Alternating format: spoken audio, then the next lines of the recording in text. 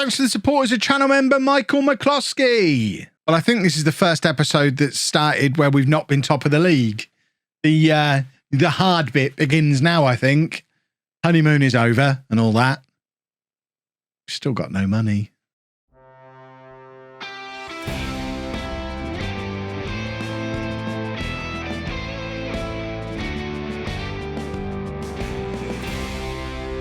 Hello and welcome to part 10 of Born in the USA. I'm Kev, and I want to start things off by thanking everybody who's suggesting in the comments that we should be using the song Born in the USA as the intro song. Without wanting to be that guy, I did think of that. That's why the series is called what it is. But copyright, I can't use the song. So that's every day there's a handful of people saying, Kev, this would be much better if you just used Born in the USA. Did you know there's a song called Born in the USA by Bruce Springsteen? No, I didn't. Thank you. That's why. We are playing two games for you today, though. We're away against Tormenta FC2, who are currently top of the league, and we also face Boston City as well. Since you were last with me, we have played a lot of games. I promised we would. We didn't want to get stuck down in lots and lots of wins, and then we didn't win lots of games. We probably only won about half of the games that we played. We did only lose one. We are still a good side, but we're a good side that seems to pick up an awful lot of draws. So this is what the league table looks like. The transfer window is open as well for January, but this is where we are at the halfway point of the season. 21 games played. We're 2 points behind Tormenta FC2. If you're wondering, Tormenta FC1 is in US League One, so third tier. So this is the reserves of a third tier team, I think. I think that's how it works. They're top of the league. Rhode Island definitely still up there challenging with us as well. So we do need a result today, and fingers crossed we get one. There is potential transfer news going on as well. Disastrous potential transfer news. Vincent Carrillo, who's been one of our better players at centre-back this season, might be going to Boston City, heading off to the big city. Even more worrying, there's 3 offers in for Prince Fletcher, and he might actually be going. 16 goals from 17 this season, but they're on non-contracts. There's nothing I can do to get them to stay. So we might be losing Prince Fletcher, which is not really anything that I want to be on board with, especially because we've already lost Brandon Hernandez, who was our star man in central midfield. He's played all 20 games up until the point where he left. He's gone to play for the Seacoast United Phantoms, and he is going to be a big loss for us. Also, Stefan Diallo, who was our 15-year-old goalkeeper last year, is now a 17-year-old goalkeeper at the Seacoast United Mariners. He's previously of the Seacoast United Phantoms. I imagine he grew up in Seacoast United, which I still think must be the name of the place. I don't know. Is there a place in America called Seacoast United? There must be. Otherwise, the people of Seacoast don't understand how naming conventions in football work. Although, to be fair, they've named their town by talking, it's the sea, it's the coast, Seacoast. And now they're the United Phantoms and the United Mariners. I don't think, if there's anyone from Seacoast watching, I apologise. It does seem the locals might not be that bright. But Stefan Diallo is now gone there, which means we need to get back on with bringing in some transfers of our own. We've got Ben Garlick in, who's come in from the Seacoast United Mariners as a great defender, 4.5-star, current ability, right back, centre back. So we've made a little bit of a start, and there will be more transfers as we head towards the next episode as well. For now, we do still have Prince Fletcher, but like I say, it might be the last time you see him. And this is the team for the game against Tormenta FC Reserves, or 2, or the second. I don't know. Kotlyarev in goal, a back four of Kakaburis, Carrillo, Nice and Apollon. Luter at the base of the midfield. Bates and Briones ahead of him. Williams and Valdez out wide. And Prince Fletcher up front, all on his own, because that's all we need up front, because he's that good. And he might be about to leave, and I'll be very, very sad. We've had to draft a backup goalkeeper in to sit on the bench today because Diallo is no longer here. Garcia, who is the other goalkeeper we signed last summer, has also recently left the club. So if we lose Kotlyarev, we won't have a goalkeeper. I mean, who needs a goalkeeper? Why that? What do they do? What have goalkeepers done for me lately? This save is going to be hard. I've realised over the last 24 hours, I've gone like full circle. I was panicking a little bit that, this is too easy. People are going to hate it if we just find it all too easy all the way through. And then I've had a rough run of results, and now my best players are all leaving, and we can't really replace them, and we've got no money, and the club is literally hemorrhaging money, and it's become very clear that this save is going to be the hardest save I've ever done.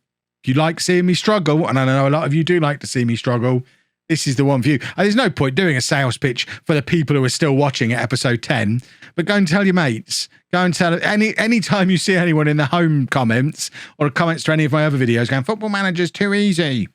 Send him here. Send him to this save. Valdez has just put us 1-0 up. I told you Football Manager was too easy. Beautiful stuff. We're away at the prison again, by the way. It's South Georgia Tormentor as well. Tormentor, by the way. Great name for a football club. I hope that's not the name of a suburb in South Georgia, because that's less exciting. I hope they are just the Tormentors. But South Georgia, I don't know. Is that Atlantic League territory? I'm vaguely aware of where Georgia is. I know it is on the right-hand side of America, but I would expect there to be more of a like Southeast League area for them to be in. Bearing in mind, I think there's like 7 or 8 of these regional leagues. I feel like Georgia isn't as close to Massachusetts as it could be to fit them all in the same league. But then we had someone from Minnesota in yesterday's episode. So who knows? We're 2-0 up, by the way. As I'm struggling with American geography once again, we're actually doing quite a good job of doing a number on Tormentor to put ourselves back to the top of the league, which is very nice to see. And hopefully will be enough to convince Prince Fletcher that his future is with Bourne. Carrillo, another one who we don't want to see leaving because he has stepped up. Remember, the first episode of this season, I was panicking that I had 16-year-old defenders in the team. He was one of them, and he's now turned into one of our key players. I don't want him to leave. There's no longer a panic. He's great, but he might be on his way out of the club, and he's just scored a very important goal. We don't want to see him go. We'll be very sad. 3-0 up at half-time, though. Could not have hoped for a better first half than that one. It is a much tighter league than I was expecting it to be, but we've come here and we've absolutely battered them today, which is lovely. And I imagine the game's now going to balance me out and kick me in the nuts by taking Carrillo and Fletcher off me before the next match, having already lost Hernandez. And that's the spine of the team then. That's the best player in each of the 3 areas of the team, which if I can recover from that, I can recover from anything. We've scored goals today without needing to use Prince Fletcher so far, which I guess bodes well for when he leaves, although he is in here. Fletcher shoots and the effort goes just wide. And we've got a corner. It's going to be Fletcher, I think, coming over to take it himself. He usually does. It is Fletcher to take. It's going to be an outswinger aiming towards that near post. Nice is there, but he can't direct his header goalwards. And now Tormentor with the opportunity for a counter-attack, although they've really dawdled about getting the ball moving and allowed all of our defenders to get back in position. And they need a Kev in charge. Tormentor, all the potential you could want. But what's with these arrows? How do you get out? If that arrow goes into that fence, you can only come in. Why are the arrows on the left? We're in America. The arrows should be the other way round. Someone gets Sports Interactive on the phone. That's an inconsistency. They drive on the right. Swap the arrows over. I thought we'd scored another goal for Carrillo then, but it's actually disallowed. And I can get back to worrying about those arrows at the other end of the pitch. We don't need to see what it was disallowed for. 3-0 up, an hour gone. I'm looking down at the fitness levels of my players. We all seem to be doing okay. I think what I am going to do is what the dugout has just recommended, and I'm going to bring on Tapia for Valdez. Not because I think that change needs making, but I'm going to stick Fletcher out onto the right. Just to give Tapia some game time up front. Tapia is our only other striker. He did have a brief run in the team earlier in the season when Fletcher was injured for a few games, and he didn't look completely out of place. So we want to just get him back match fit again. So let's get him on, get some games into him. So if Fletcher is about to leave, at least we've got someone who can step right in to take over from him. We're going to take off Williams as the final change as well.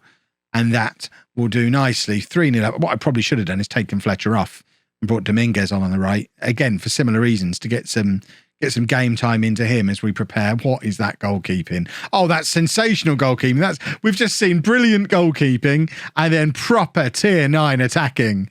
That was beautiful. The save was a worldie. Making up the ground he made there to get his hands on that was brilliant. But then the subsequent miss from the Tormentor attacker. Ridiculous. Tapia's in here, brings it down nicely. He's offside, but it's a tidy little finish. That's promising. Prince Fletcher, you can go with our blessing. If you don't want to be here anymore, we don't want you here anymore. That's how it is. And you'll go with our blessing because we've got Tapia. Nice little finish from him. Although he needs to learn to stay on side. Are we the only game going on at the moment? Why are we seeing the FA VARs? Oh, God, what league are we? There's no way of seeing the fixtures that are going on in our league. I wanted to see how Rhode Island are getting on because they're the team that are breathing down our necks looking for these 2 automatic promotion spots. But there's too many leagues.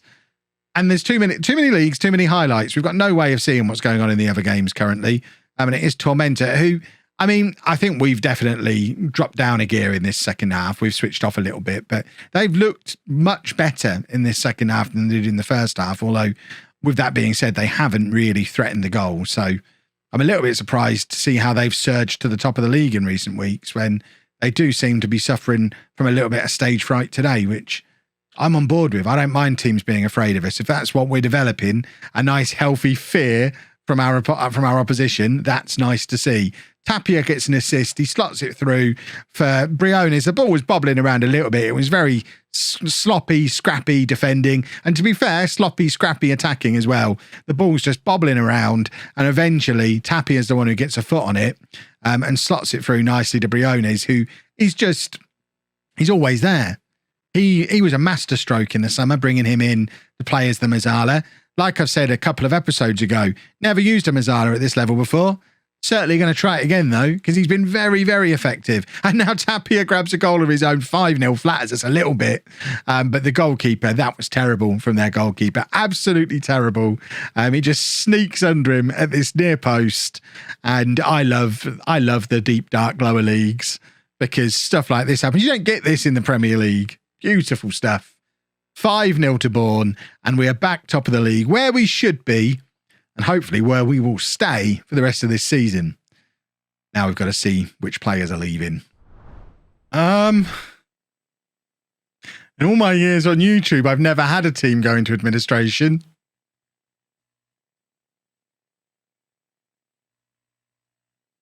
Well, what happens if we go into administration? Oh, God. It's not clear, but my hunch is that good things don't happen if we go into administration.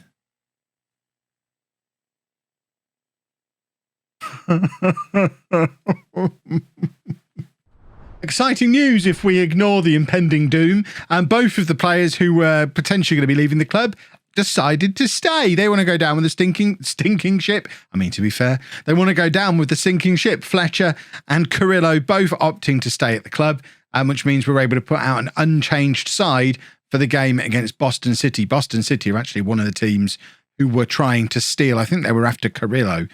So he could have actually been lining up against us today. As it is, he is still a Bourne player. Clearly, they just like the attention. They want to stick around on YouTube. I am wondering if there's any way for me to get in touch with Gore and Pavlov and offer to sponsor the series, offer to sponsor the team, throw a few quid their way. Not that I could cover the £500,000 overdraft that has been caused. And if you remember, this is we operated at a profit last year when we were amateur. We operated at a profit. That £500,000 deficit that we've got has been 6 months at semi-pro. Yes, they're paying me far too much money. I've got my land, but that's all I've got at the moment. I've just got land. We're paying all those youth team players too much money, and the board are blocking me from releasing them. So they're all on 25. Was it 25 or 35 pounds a week? I forget. They were all on too much money though. But the board are blocking me from releasing them. I know a couple of people in the comments have said, well, you could offer them non-contracts, then release them. It just seems a little bit cheesy to do that. I feel like I should work within the restrictions the game gives me and not look for workarounds. And then I know we are over the wage budget, but I think the majority that we're over the wage budget is because of those youth players. We worked it out before. The youth players are costing us like £600-700 a week in wages. That's how much we're over our wage budget by. So if it wasn't for that, we'd be fine. And also, even if we were within that budget, we'd still be well overdrawn. I think the fact that we've got this nice big 3,000 capacity all-seater stadium that Pavlov poured all his money at, it obviously costs a little bit more to fund on match day. You need to have the heating on. You need to have people working in the burger vans. You need your stewards. You need your ticket guys. And I actually think match day costs are outweighing the match day income. We are not a viable prospect as a football club. I'm very interested to see what happens if we go into administration, though. I have been told for many years it's not possible to bankrupt a club on FM, but this is a creator club. I wonder if it is possible for us to bankrupt this club. Can you imagine?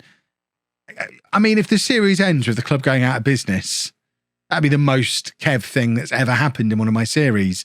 But even going into administration, never known it happen before. I presume at that point, Bourne Town and Pavlov are both ejected, and whoever comes in and takes over, takes over. I guess. I don't know. Is that how administration works? I've got lots of learning to do. Carrillo's just scored again. We're 3-1 up, by the way.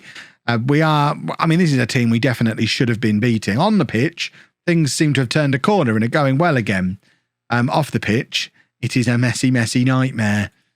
And we're still, the crazy thing is I'm still trying to sign players, mainly because I thought I was losing players. So I had another defender lined up to take Carrillo's spot if he left. But now he's not left. And I'm like, well, shall I just sign that defender anyway? I'm of a view that if we're going into administration, we can't go into double administration if we pay an extra £40 a match for someone to come in on a non-contract deal. So what's the harm at this point? And just if I can fit players within the wage structure, what harm is being done by bringing them in? That's probably the attitude that has led us to the brink of administration, isn't it? I don't know if there's going to be a points deduction. If there's a points deduction, that could make things interesting. I don't know whether the points deduction would be this year or next year. I don't know if it would potentially stop us getting promoted. Oh, this was never the plan for this series. This was not supposed to be a financial turmoil challenge, but it might just be what it's turning into, which is, I guess, fine. It's different. FM21's too easy, is it? I need to get this database ready for you lot to play so you can find out just how not easy FM21 can be. Tapia tries to get the shot away but can't. It's with Valdez on this right-hand side. Apollon back to Soccer. Is it Soccer? I don't know how you say his name. With database news, I will get it to you after the Streamer Showdown probably. I just haven't got time to sort it this week. So much Streamer Showdown prep going on. But as soon as that's done, and I've become Kevy 6 times, which is inevitable this weekend, I promise I will sort the Bourne database for you to download early next week. Tapia's in again here. Surely another late goal for him. And it's a save, in fact, from the Boston goalkeeper. And our last chance of the game is going to be from Briones from the corner. Nice with the flick on, but it doesn't amount to anything. And it goes back out to Briones. Williams is there. Actually, I say it doesn't amount to anything. It very nearly led to a 4th goal, but not quite. Give everyone a pat on the head. It's 2 wins. Ultimately, if you ignore the whole administration thing, a very successful episode where we started in 2nd place in quite rough form. We're going to end top of the table, potentially with a little bit of, it's a 4-point gap at the top of the table. We've turned things around massively. We just need to pretend the off-pitch stuff isn't happening. What was that? Oh, this is this month. So that was... Actually, no, so why did we make such a big loss in August and September, but now we're vaguely close to breaking even? What happened then? What were the big expenses back in August? There's not any way of telling now, is there? We've just got £495,000 of other expenses. This is the dodgiest accounting in the world. So that could be miscellaneous expenses such as advertising, supplies, and other general expenses. That's how much we're in debt by. We're in debt because of supplies. It's not my fault. If you've enjoyed that, please make sure you leave a nice big thumbs up on there for me. Subscribe to the channel for daily Football Manager videos. And thank you very much for watching.